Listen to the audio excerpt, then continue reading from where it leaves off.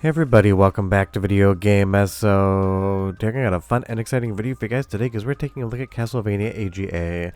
This is basically an entire remake of the original Castlevania for Amiga computers, and as of a few days ago, it got a complete update on the CD32 side of things as well.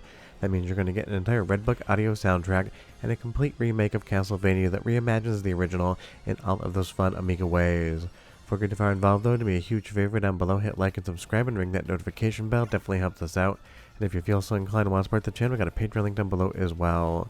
Now obviously the original Castlevania is one of the most famous, most beloved games out there, and it is basically on every single platform.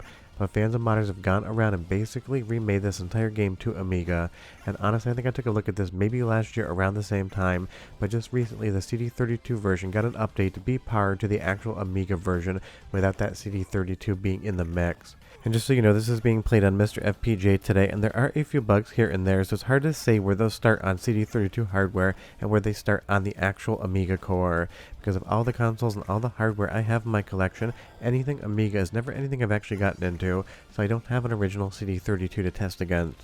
So when I do point out a few bugs here, if you do have a CD32, leave me a comment down below and check them out. See if you get the same result on real hardware as we do on the MiSTer FPGA core. But I will say Castlevania AGA is an absolutely stunning remake of the original version of the game. Kind of feels something like between a version of Amiga as well as the Sharp X68000 version, but with all of the Amiga visuals and flair that you would expect. And to say this thing is a technical showcase would be an understatement. You get tons of parallax scrolling, you get an absolutely amazing frame rate, a lot of fun artwork mixed from different versions of the game, and you get a lot of fun Amiga colors, because I do think that the Amiga has a very specific color palette and look to it that basically no other system has a comparable thing for. But you leave me a comment down below and you tell me so far as the visuals are concerned, what do you think of this version? I'm really into it, but I understand it might be a tiny bit divisive, and if you play your cards just right, you can do a little moonwalking here under the stairs, something that I've never seen happen in any other version of the game before. And I do like the little lightning effect here as well, and of course there's going to be some wall meat, because when isn't there wall meat? It really makes me wonder who put the wall meat there, why is it in the walls, and why is it something that is still edible? Because I would highly assume a Belmont, not being a vampire, would be very susceptible to food poisoning, but maybe that's why the Belmonts walk the way they do. They're always trying to find a bathroom because they've been eating some rotten meat out of the wall. Obviously that has nothing to do with this CD32 version of the game though, so we should probably move on from my wall meat diarrhea comparisons. As we go through the game, it's going to feel absolutely familiar. If you've ever played a Castlevania before, you're going to know exactly what's on offer here. And if you've ever played the original Castlevania, you're going to know exactly how this formula adheres to. But that is the fun thing. You don't want to reinvent the wheel when it comes to Castlevania. You just want to make a fun version of the game and then pivot it over to new hardware with some quality of life improvements and just basically make it feel like a bigger, better version of what came before it. And Castlevania AGA 100% satisfies all those criteria, being something that both feels like a Castlevania game you played 100 times before, but also a game that is completely new and fresh at the same time. And in some of the ways in the colors here, kind of feels almost like Castlevania Bloodlines a tiny bit when it comes to how it looks. And I do love that you get the little CD loading icon there as well, when the Amiga CD32 or the MiSTer FPGA core is actually loading in that data. And I think that actual bat there flies a little bit faster on Amiga than other versions of the game, but it still definitely looks good to me. But you leave me a comment down below and you tell me, was that bat moving around faster or was it just my imagination? And of course it is a Castlevania game, so you're going to get a little interstitial sequence here of walking across the map and seeing the next stage. But the best thing about this being on the Amiga CD32 is you're going to get an amazing Red Book soundtrack for the original Castlevania with all of these amazing tracks. You'll see here as both the armor as well as the bat fly around just how smooth and fluid they truly are. Let's move into soundtrack sample 1 right now, get an idea of just how good the music is, wonder why you found a crown in the wall there, and I'll be right back with just a little bit more, but trust me, this music is 10 out of 10. I absolutely love it, and listen.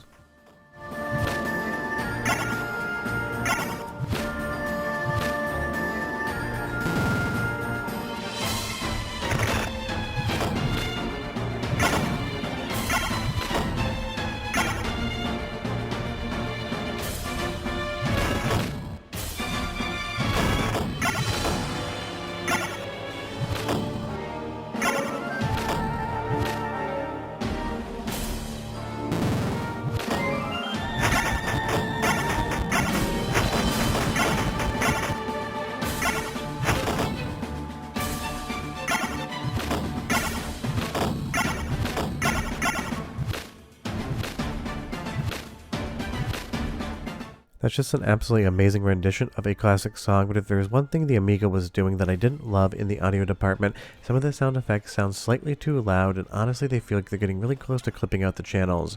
Now again, this was captured on the MiSTer FPGA core and not real Amiga hardware, so it could be something that the core is doing that the actual hardware wouldn't be, so if you do have the ability to test, check it out for me and let me know. But this area right here, all of the colorways in use, really do kind of give me that same Amiga vibe that some of the best Amiga games do out there.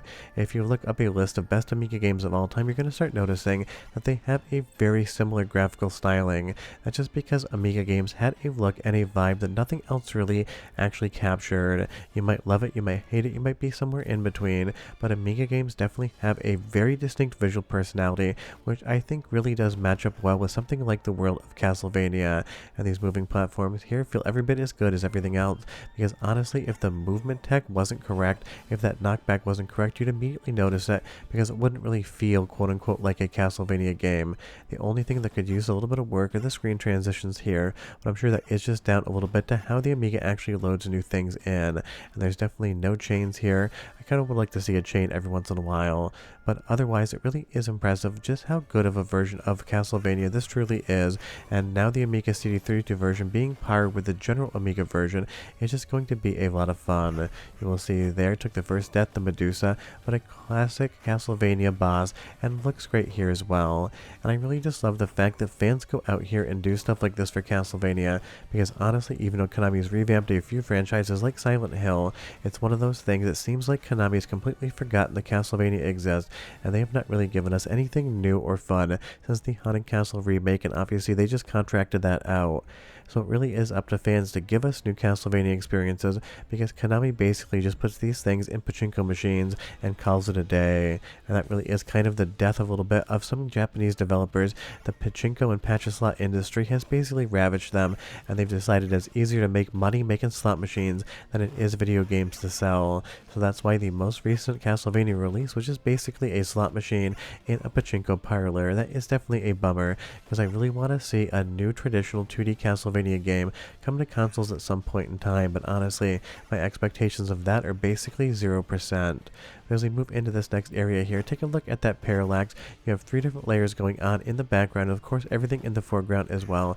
Looks absolutely spectacular, and really does go to show that the Amiga could push around a lot of 2D visuals when it was programmed for correctly. But again, it really is the soundtrack in the Amiga CD32 version of this that excels. We're going to do another soundtrack sample in just a moment so you can hear just how good the game sounds.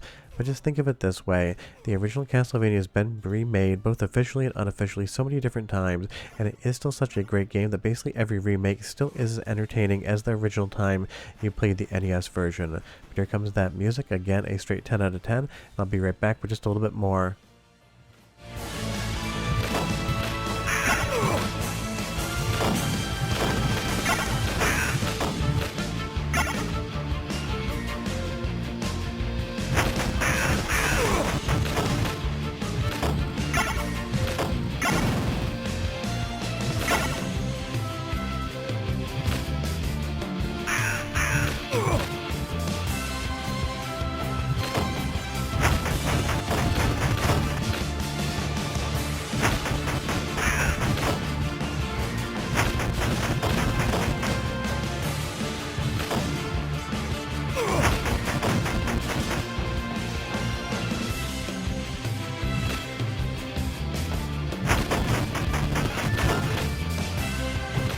Now there's an instance where the soundtrack is absolutely amazing, but we definitely did clip a few of the actual sound effect channels there. And as we move into the mummy fight, this is where the Amiga CD32 version, at least on the MiSTer FPGA core, can go a little bit pear-shaped and sideways. As you're going to see the first fight, we didn't load in the floor, basically it stayed at the bottom of the screen. The second fight here is going to work, but we're going to end up losing to the mummies and having to start back again. And it's when you actually fight them a third time where things get very sideways and a little bit squirrely. So if you have played through this one, I would be curious if you ever encountered any bugs here as far as the mummies are concerned, because as we go back to the stage here, re-enter the fight, you're going to see that the boss fight actually starts, but no mummies actually spawn. So what you're trying to hit here, you have absolutely no idea what's going on because they just aren't there. So this definitely is still something in development, and it could just be a MiSTer FPGA bug, or it could just be a very rare bug, but it is something that was encountered. But short of this, and it isn't a guarantee you're going to get it, it is an absolutely amazing version of the game, and one I definitely recommend you check out. So go play some Castlevania, make it this version. I'll see you guys next time. Bye-bye.